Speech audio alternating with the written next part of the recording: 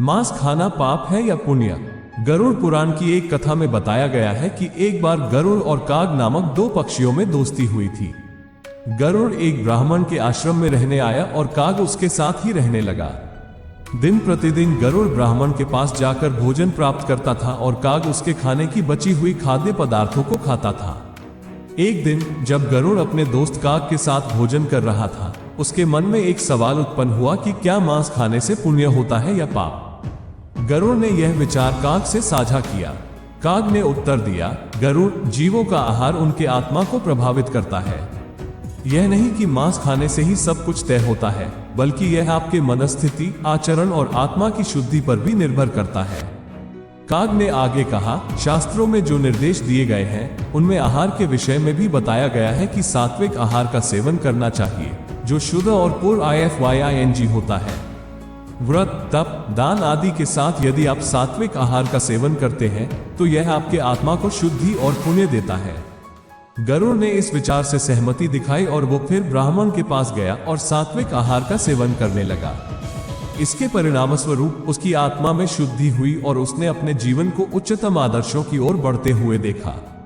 सात्विक आहार का सेवन करने से मानसिक शांति और शुद्धि मिलती है, जिससे व्यक्ति जीवन के अवस्थाओं को समर्थन और समाधान से देख सकता है।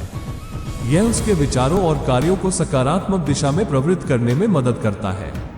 ध्यान और योग के प्रैक्टिस से व्यक्ति आत्मा के अद्वितीयता को महसूस करता है और उसके अंतर्निहित शक्तियों को जागृत करता है। गरुड़ पुराण के अनुसार आहार के बिना भी आत्मा की शुद्धि संभव है, लेकिन सात्विक आहार का सेवन करने से यह प्रक्रिया तेजी से आगे बढ़ती है। आत्मा की वास्तविक स्वरूप को समझने और उसके साथ संवाद करने के लिए यह महत्वपूर्ण है कि व्यक्ति अपने शरीर और मानसिकता की देखभाल करे।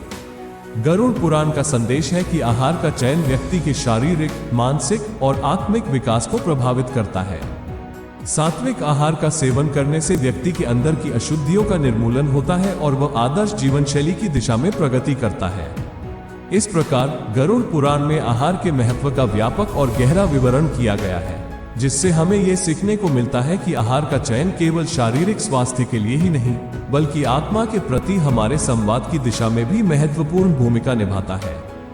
गरुड़ पुराण के अनुसार आहार के साथ साथ विचार और भावनाएं भी महत्वपूर्ण होती हैं। व्यक्ति के मन में कैसे विचार उत्पन्न होते हैं और उसकी भावनाओं का कैसा प्रभाव होता है, यह उसके आत्मा की प्रागल्भ्यता को प्रकट करता है। सात्विक आहार के साथ सकारात्मक विचार और उच्च भावनाओं का संयोजन करने से व्यक्ति का मानसिक और आत्मिक विकास होता है। आचरण की दृष्टि से भी गरुड़ पुराण विशेष महत्वपूर्ण है। ये बताता है कि कैसे व्यक्ति का आचरण उसकी प्राकृतिक गुणों को प्रकट करता है और उसके आत्मा के साथ उसकी सामंजस्य तालमेल को दर्शाता है। यहाँ तक कि व्यक्ति के आचरण की प्रकृति उसके आत्मिक विकास की दिशा में कितनी महत्वपूर्ण होती है, ये समझ में आता है। ध्यान और योग के माध्यम से व्यक्ति अपनी मानसिक शक्तियों को विकसित करता है और आत्मा की महत्वपूर्णता को अनुभव करता है। यह उसके जीवन को एक नए दिशा में प्रेरित करता है और उसके अंतर्निहित प्रतिबल को जागृत करता है। आखिरकार गरुड़ पुराण व्यक्ति को यह सिखाता है कि आहार, विचार, भावनाएं और आचरण के समन्वय से ही वो सच्चे आत्मिक विकास और मुक्ति की प्राप्ति कर सकता है। आत्मा को प्रकाशित करने, शुद्ध करने और उसके साथ संवाद करने के लिए यह महत्वपूर्ण है कि व्यक्ति अपने सोच, आचरण और आहार पर विचार करे और उन्हें सात्विकता और उच्चतम आदर्शों की ओर ले जाए। इस तरीके से गरुड़ पुराण का संदेश है कि सात्विक आहार के साथ साथ सकारात्मक विचार, उच्च भावनाएं, सच्चे आचरण और आत्मा के साथ अवगत होने से व्यक्ति आत्मिक ऊंचाइयों को प्राप्त कर सकता है और मोक्ष की प्राप्ति कर सकता है।